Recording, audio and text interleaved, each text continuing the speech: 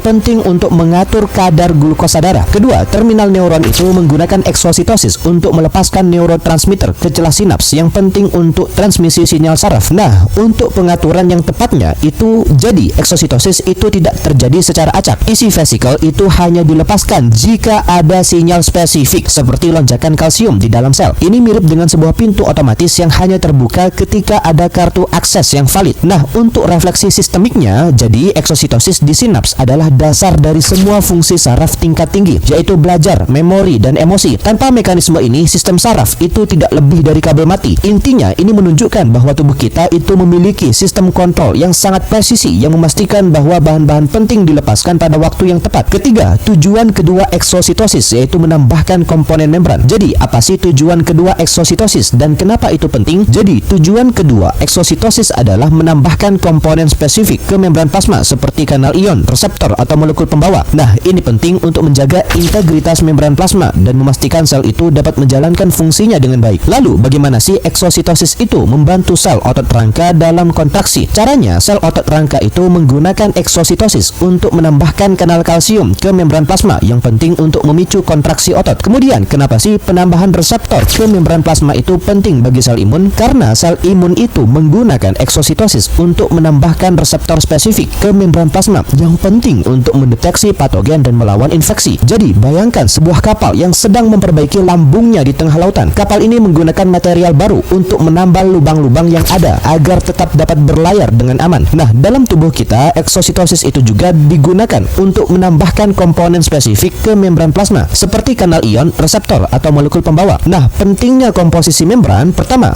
komposisi membran plasma itu harus selalu dijaga agar sel itu dapat menjalankan fungsinya dengan baik. Misalnya, penambahan kanal ion tertentu itu dapat meningkatkan kemampuan sel untuk menghantarkan sinyal listrik. Kedua, eksositosis itu memungkinkan sel untuk menyesuaikan komponen membrannya sesuai dengan kebutuhan fisiologis. Untuk contoh dalam tubuhnya, pertama sel otot rangka itu menggunakan eksositosis untuk menambahkan kanal kalsium ke membran plasma yang penting untuk kontraksi otot. Kedua, sel imun itu menggunakan eksositosis untuk menambahkan reseptor spesifik ke membran plasma yang penting untuk mendeteksi patogen. Nah, untuk refleksi sistemiknya, jadi ini menunjukkan bahwa sistem imun bukan statis tetapi dinamis dan responsif dengan eksositosis sebagai alat utama adaptasi permukaan sel. Intinya, ini menunjukkan bahwa eksositosis adalah alat adaptasi yang memungkinkan sel untuk merespons perubahan lingkungan dengan cepat. Keempat, keseimbangan antara endositosis dan eksositosis. Kenapa sih keseimbangan antara endositosis dan eksositosis itu penting bagi sel? Karena keseimbangan ini penting untuk mempertahankan luas permukaan membran plasma. Jika lebih banyak membran digunakan untuk endositosis